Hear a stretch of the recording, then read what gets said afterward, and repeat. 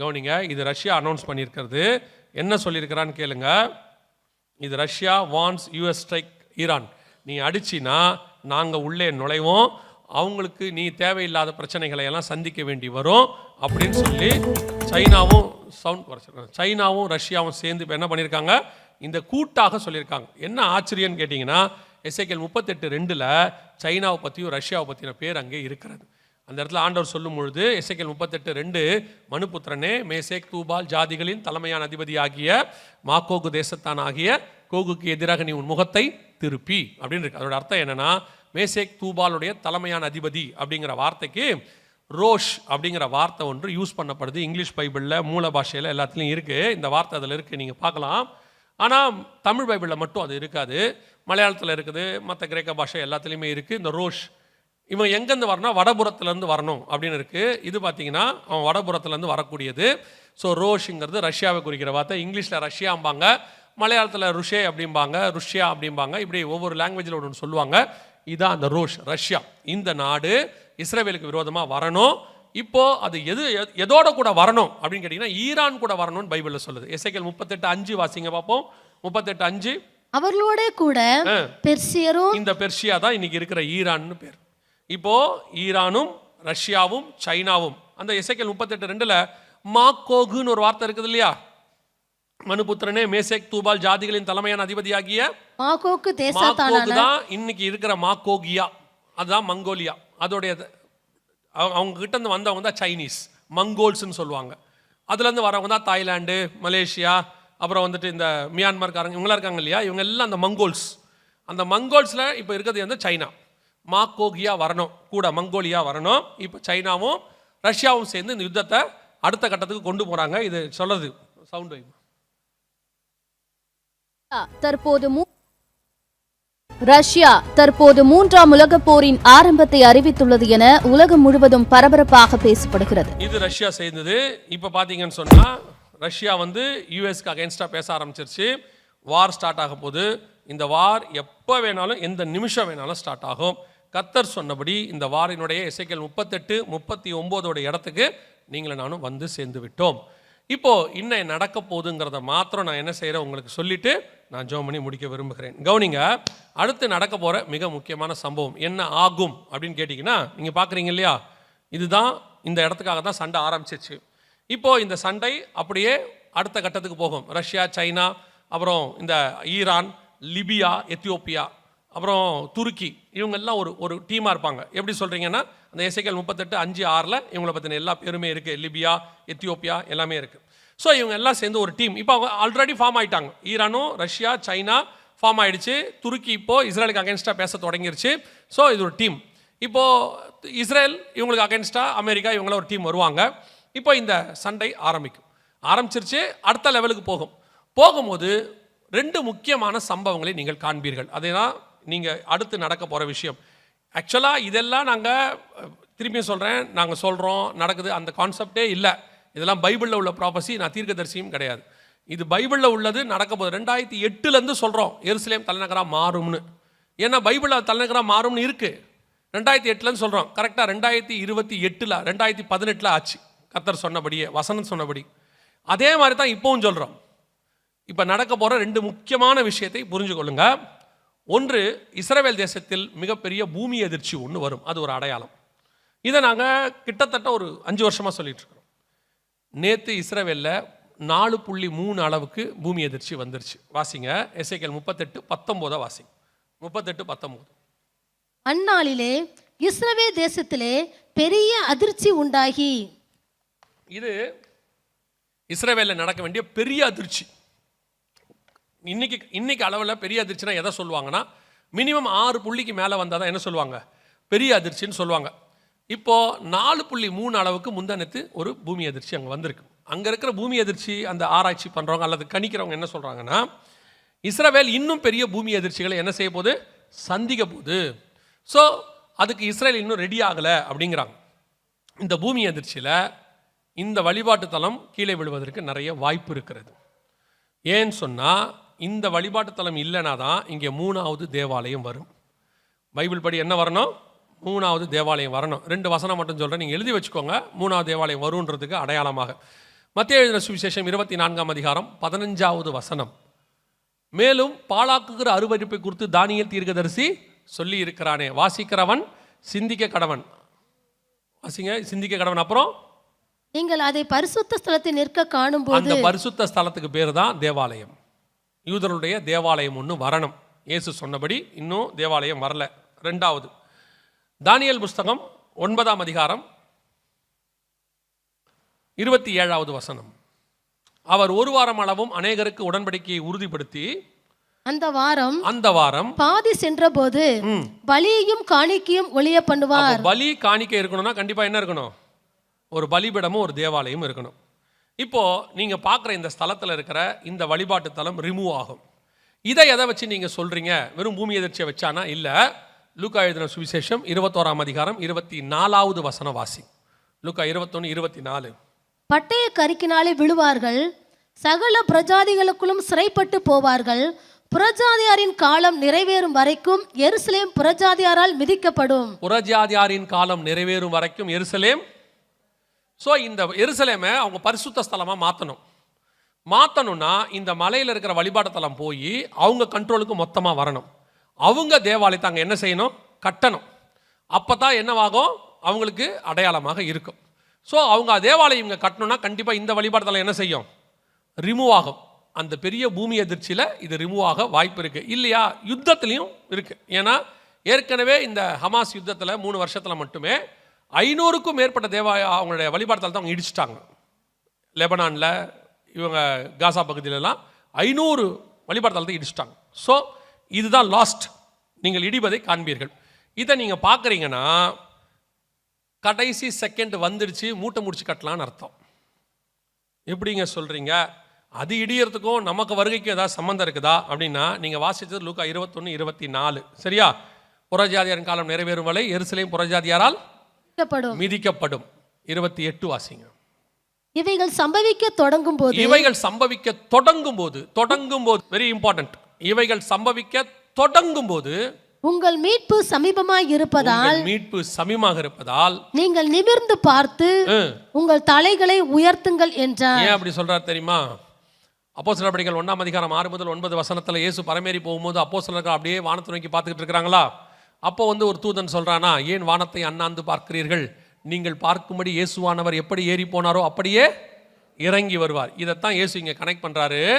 நீங்கள் இவைகள் சம்பவிக்க தொடங்கும் போது உங்கள் மீட்பு சமீபமாக இருப்பதால் நீங்கள் நிமிர்ந்து பார்த்து தலைகளை உயர்த்துங்கள். ஏன் தெரியுமா? கிறிஸ்துவுக்குள் மரித்தவர்கள் முதலாவது எழுந்திருப்பார்கள், பின்பு உயிரோடு இருக்கிற நாமும் அவருக்கு மேகங்கள் மேல் எதிர்கொண்டு போக மேகங்கள் மேல் எடுத்துக்கொள்ளப்பட்டு அவரோடு கூட இருக்க போகிறோம். ஸோ இது எல்லாமே கரெக்டாக ப்ராஃபஸி படி நம்ம கணக்கு எட்ஜுக்கு வந்துருச்சு. அந்த இடத்துக்கான சண்டையும் ஆரம்பிச்சிருச்சு. இப்போ நெருங்கி பூமி எதிர்ச்சி நடக்க ஆரம்பிச்சிருச்சு. ஸ்லைட்டாக ஆட தொடங்கி இருக்குது. இதெல்லாம் எதுக்கான அடையாளம்னா, வருகைக்கு முன்பாக நடைபெற வேண்டிய எல்லா அடையாளம் நடக்கும். எருசலேமில் இப்படி நடக்கிறதுனாலையோ, அவங்க வழிபாடுதலம் இருக்கிறதோ இல்லாமல் போகிறதோ அதனாலேயோ உங்களுக்கும் எனக்கும் எந்த பிரயோஜனமும் இல்லை. நீங்கள் அதுக்காக இல்லை. நமக்கு எருசலேம், பூமிக்குரிய எருசலேம் பற்றி கவலையும் இல்லை. கலாத்தியர் 4 தெளிவாக சொல்லிட்டாரு, இது அல்ல மேலான எருசலேமே நமக்கு இருக்கு. நம்ம அதுக்கு தான் காத்திருக்கிறோம். ஸோ இது நமக்கு என்னன்னா, உங்களுடைய வருகைக்கும் உலகத்தின் முடிவுக்கும் அடையாளம் என்னன்னு கேட்டாங்கல்ல, அதுக்கான அடையாளங்களை பார்த்துக்கிட்டு இருக்கிறோம். ஸோ கர்த்தர் சொன்னபடி இப்பொழுது நம் கண்களுக்கு முன்பாக துல்லியமாய் தீர்க்க தரிசனம் என்ன செஞ்சுட்டு இருக்கு? நிறைவேறிடுச்சு. we are in the last moment. யுத்தங்களையும் யுத்தங்களின் செய்திகளையும் அதற்கான எல்லா காரியங்களும் முகாந்திரங்களும் நம்முடைய காலத்தில் நடக்குது. இப்ப இதே காரியம் 2023க்கு முன்னாடி இல்லை. இப்போ எல்லாம் சரியா ஃபார்ம் ஆகி அப்படி நிக்குது. இது எல்லாமே சபைக்கான அடையாளம். அவங்க யுத்தம் நடத்துறாங்க, என்ன பண்ண போறாங்க அது அவங்க இஷ்டம். ஏங்க யுத்தம் நடந்தா என்னங்க? நமக்கு அதுல ஒண்ணுமே இல்லை. நீங்க திருப்பி அந்த வசனத்தை வாசிங்க, முடிச்சிடுறேன். மத்திய 24:6 திருப்பி வாசிங்க. யுத்தங்களையும் யுத்தங்களின் செய்திகளையும் கேள்விப்படுவீர்கள், கலங்காதபடி எச்சரிக்கையாய் இருங்கள். இது நடந்தா நீங்க என்ன செய்யாதீங்க? கலங்காதபடி எச்சரிக்கை. ஏன்னா இவைகள் சம்பவிக்க தொடங்கும் போது உங்கள் மீட்பு சமமாக இருப்பதால். யுத்தத்தை குறித்து உலகம் தான் பயப்படணும், சபை பயப்பட வேண்டிய அவசியம் கிடையாது. ஏங்க ஒருவேளை வருகை வரலனா அப்படி கேட்டீங்கன்னா சொல்றேன், வருகை வந்தால் இவைகளுக்கு நடுவில் கர்த்தர் உங்களை என்னை மீட்டுக் கொண்டு மேலே போவார். ஒருவேளை வருகை தாமதிக்குமானால் ஆண்டவர் சொல்லக்கூடிய ஒரு வார்த்தை, வாதை உன் கூடாரத்தை அணுகாது, பொல்லாப்பு நேரிடாது, பகலில் பறக்கும் அம்பிற்கும், அதான் ஸ்கட் ஏவுகணை குண்டு போடுறது, பகலில் பறக்கும் அம்பிற்கும் இருளில் நடமாடும் கொள்ளை நோய்க்கும் நான் பயப்பட மாட்டேன். ஏன்னா அவர் என் பட்சத்தில் இருக்கிறார். யுத்தம் நடந்தாலும் சரி, நடக்காவிட்டாலும் சரி, நீங்களும் நானும் காத்து கொண்டிருப்பது அவரை சந்திப்பதற்காக. இந்த செய்தியினுடைய நோக்கம் யுத்தம் வரும்போது எல்லாம் ஓடி ஒளிஞ்சிக்கங்கன்னு சொல்றதல்ல. இந்த செய்தியின் நோக்கம் யுத்தம் வரும்போது கவலைப்படாதிருங்கள். யுத்தத்திற்கு நடுவில் உங்களை என்னையும் கர்த்தர் மீட்க வல்லமை உள்ளவராக இருக்கிறார். ஒருவேளை வருகை தாமதிக்குமானாலும் அவர் உங்களை என்னையும் பாதுகாக்க வல்லமை உள்ளவராக இருக்கிறார். நம்முடைய தேவன் நமக்கு கொடுக்கிற ஆசீர்வாதம், வாக்கு தத்தம், சங்கார தூதன் வந்தாலும் சரி, சங்கார தூதன் வராவிட்டாலும் சரி, ஆட்டுக்குட்டியின் ரத்தம் நம் வீட்டின் மேல் பூசப்பட்டிருக்கிறது. வாதை உன் கூடாரத்தை அணுகாது. அல்லேலூயா.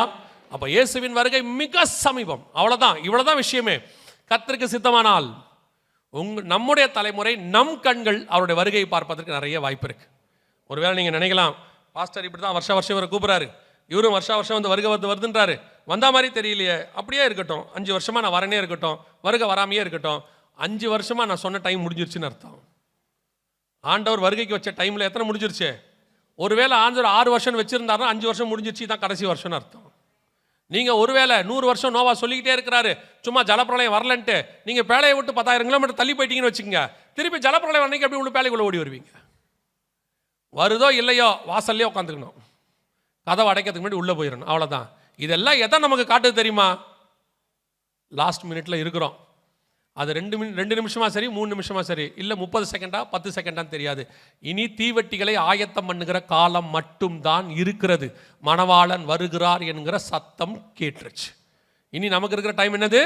தீவெட்டிகளை ஆயத்தம் பண்ணுவது. எப்போ வந்து கதவை திறக்குதோ போயிடணும். இல்லைங்க மணவாளன் வர நாள் செல்லும் என்று என்ன வாங்க போயிட்டீங்க, திருப்பி வரத்துக்குள்ள வருக போயிடும். ஸோ சபை கர்த்தருக்கு பிரியமா இருக்கிறதா நான் நம்புவேன். நான் எப்பவுமே நம்புவேன். கர்த்தர் சபையை பெருமா இருந்தா கர்த்தர் திருப்பி அவங்களை ஆயத்தப்படுத்திக்கிட்டே இருப்பார்.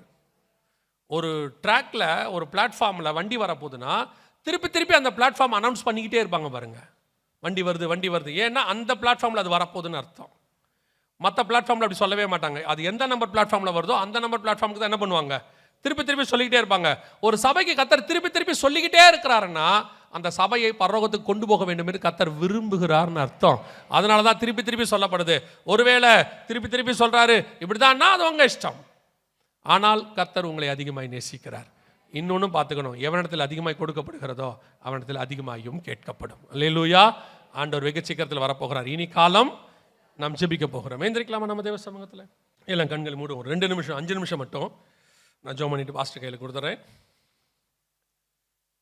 Thank you Jesus. நன்றி அப்பா, எங்களை எவ்வளவாய் நேசிக்கிறீர் ஆண்டவரே. நீர் முதலாவது வரும்போது ஒவ்வொரு ஜனங்களுக்கும் ஒவ்வொரு விதமாய் நீர் உம்மை வெளிப்படுத்தினீர். மெய்ப்பர்களுக்கு தூதர்களை கொண்டு,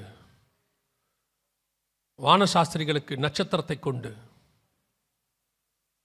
எருசலேம் நகரத்தாருக்கு வசனத்தை கொண்டு, சிமியோனுக்கு பரிசுத்த ஆவியை கொண்டு நீர் பிறந்திருக்கிறீர் என்பதை ஒவ்வொருத்தருக்கும் ஒவ்வொரு விதமா நீர் முதலாவது வந்துட்டீர் என்பதை அவர்களுக்கு தெரியப்படுத்தினீர். அதே தேவன் இப்பொழுது நீர் வரப்போகிறீர் என்பதை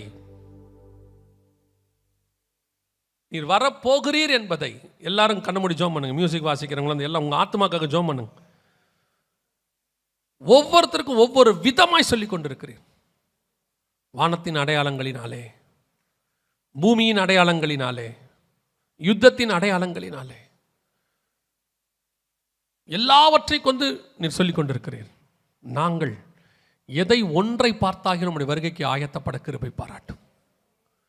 எத்தனை வருஷம் நாங்கள் உங்க கூட இருந்தோன்றது முக்கியம் இல்லை, நீங்க வரும்போது உங்க கூட இருக்கணும் ஆண்டவரே. 3.5 வருஷம் யூதாஸ் உங்க கூட இருந்தான். கடைசி சில நாட்கள் இல்லாமல் போனான். ஒருவன் வாழ்நாளெல்லாம் கள்ளனாக இருந்தான். கடைசி சில மணி நேரங்கள் உமோடு கூட சிலுவையில் இருந்தான். இவன் ஆக்கினை தீர்ப்படைந்தான், அவன் பரதீசிக்கு போனான். நீர் வரும்போது உங்க கூட இருக்கிறவன் தான் உம்மோடு கூட பிரவேசிக்க முடியும். ஆண்டவரே, நீர் வருகிற காலம் சமீபமாயிற்று. இதுவரைக்கும் நாங்கள் இருந்ததை காட்டிலும் இன்னும் அதிகமாய் உம்மோடு நெருங்கி கிட்டி சேர காத்திருக்க எங்கள் தீவெட்டிகள் எல்லாம் எண்ணெயால் நிறைந்திருக்க, அக்கினியோடு கூட பற்றி காத்து கொண்டிருக்க கிருபை பாராட்டும். நிர்விசானமாய், நித்திர மயக்கமாய், உலகத்தின் மாயையால் நாங்கள் தவிடுபடி ஆகிவிடாதபடி எங்கள் தேவனுக்காய் காத்திருக்கிறவர்களாய், எப்போ வருவீர் இயேசுவே, ஏங்கி உள்ளம் உம்மை தேடுதே என்று சொல்லி ஆவியும் மனவாட்டியும் வா என்பார்களாக என்கிற வசனத்தின்படி ஒவ்வொரு நாளும் காத்திருக்கிறவர்களாக, உலகத்தில் உள்ளவைகள் எங்களை உம்மை விட்டு பிரித்து விடாதபடி, இந்த சிந்தனையை எங்களை விட்டு நீக்கி விடாதபடி, எப்பொழுதும் மணவாளனுக்கு காத்திருக்கிற மணவாட்டியாய் நாங்கள் மாற கிருபை பாராட்டும். நீர் வரும்பொழுது எங்கள் திருச்சபை எப்படி இப்பொழுது ஜன கூட்டத்தால் நிரம்பி இருக்கிறதோ அப்படியே வருகையிலும் பரலோகத்தில் நிரம்ப கர்த்தர் கிருபை பாராட்டும். சபைக்குள்ளே ஒருத்தர் கால் வச்சுட்டு நரகத்துக்குள்ளே கால் வச்சிடக்கூடாது ஆண்டவரே. எங்கள் சபை பரலோகத்தின் வாசலாக இருக்கட்டும், வருகிறவர்கள் பரலோகத்துக்கு போகிறவர்களாக இருக்கட்டும். இங்கே வந்து ஒரு ஆத்மா கூட, ஒரு ஆடு கூட காணாமல் போகாதபடி அத்தனை பேரையும் 100க்கு 100 கர்த்தர் ரட்சிக்க வேண்டுமா நாங்கள் செபிக்கிறோம். உடைய கிருபை சூழ்ந்து கொள்ளட்டும். வந்த ஜனங்கள் சுகபத்திரமாய் வீடு போய் சேர கிருபை பாராட்டும். வருகை தாமதிக்குமானால் மாலை வேளையில் சந்திக்க கிருபை தாரும். எங்கள் ஆண்டவர் இயேசு கிறிஸ்துவின் நாமத்தில் பிதாவே.